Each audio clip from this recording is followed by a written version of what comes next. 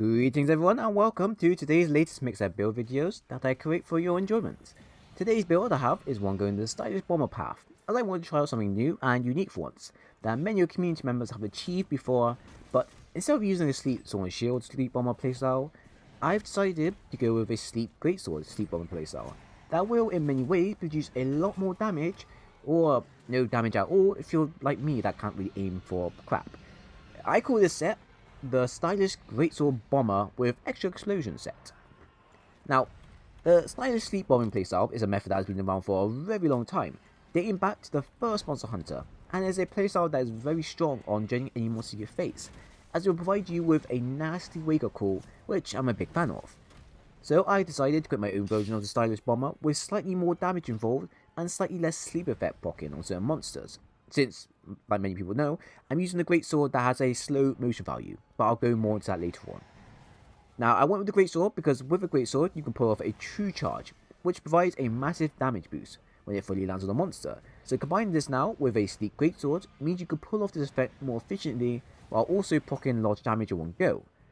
The only downside to this though is that the greatsword have a slow motion value, meaning they will proc statuses / elements less often, compared to weapons with faster motion values like sword and shield, dual blades, etc.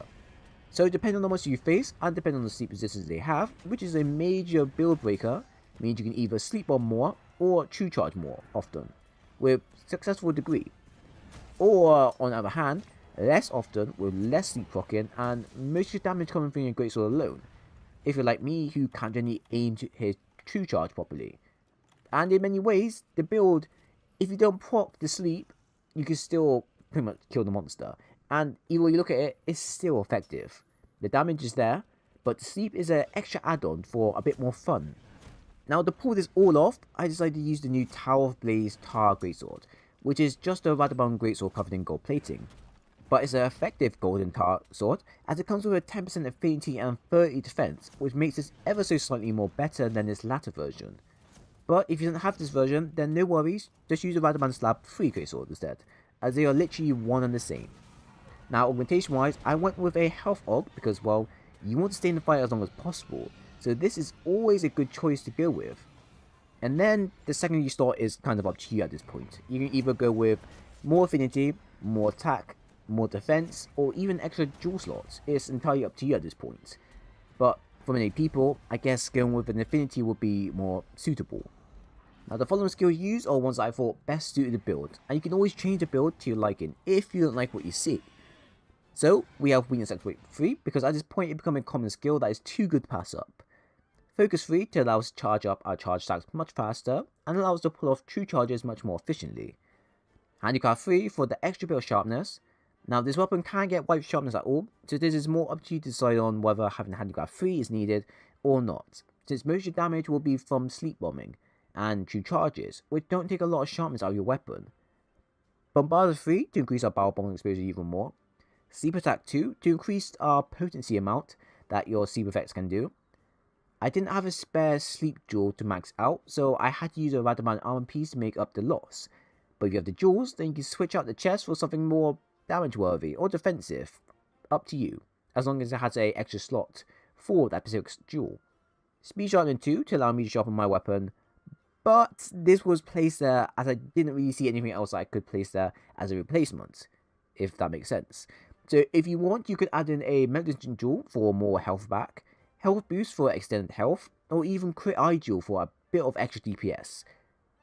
And then lastly, we have Maximum Might 1, which was something I added on for extra damage and paired very well for the damage you produce, as I believe greatswords don't take any stamina away from you unless you're blocking or dodging. Overall, this set now will give you a base attack of 984, which can be bumped up further with canteen and demon drugs, pills, etc. A defense of 415, which is enough for you to take on a temper monster if you wish. 20% affinity, which comes out to having 70% affinity when you have Weakness Exploit 3 active. And 310 sleep, which when calculated, will allow you to do 31 sleep per hit. So onto the playstyle, it's pretty simple to get started with this build, as sleep bombing only involves you to hit the monster repeatedly until they fall asleep. And then you set yourself up with the correct bombs and then do a true charge for massive damage. However, in an ideal and suitable society, this isn't always the case, as pulling off such a feat doesn't always work. And just from experience, I've had moments where I put the monster to sleep, only for it to wake back up again by being interrupted by another monster, or I take too long to try to pull off a true charge attack. And this can in many ways be funny and slightly sad, as it takes a lot of practice to pull off the combination successfully. But once you do pull it off, oh boy, you can get some nasty damage with this, coming out to around 500 plus if you land your true charge successfully, and the battle bombs, which depends on the buff you choose to go with. As going with a battle bomb plus over a standard battle bomb will you do more damage in the outrun. But also using normal battle bombs are fine as well, as they give you good damage as well. And even if you don't have the ingredients to create a battle bomb plus, you can always eat at the canteen and get the feline pyro skill, which will, for many people out there, will upgrade your bombs to their level 2 versions. So that's a nice little tip right there. Overall, my opinion on the build is that it will provide you with a fun and interesting playstyle to try out, that I promise will give you a chuckle every now and then before raging first when it comes down to failing or messing up on the barrel bomber hit. Don't worry, we've all done it. I do it multiple times. I'm terrible at this game still, but we all gotta learn eventually. The only downside of the build is that the sleep build up will be slow depending on what you face, and the resistance level can also affect how many times and how easily you can put the monster to sleep. But this shouldn't be really a problem at all, as 9 out of 10, once you put the monster to sleep the first time and do sleep on the monster, you pretty much down the monster easily with your raw damage you already have, since you're pretty much taking a large chunk of the health away. So, go have some stylish sleep bombing fun with this build, that ought to make you laugh from the fun or rage from the despair. If you genuinely enjoy the content, then I do appreciate if you guys leave a like and a sub, as I appreciate it a lot if you do. But once again, thank you for watching, and I hope to see you again soon.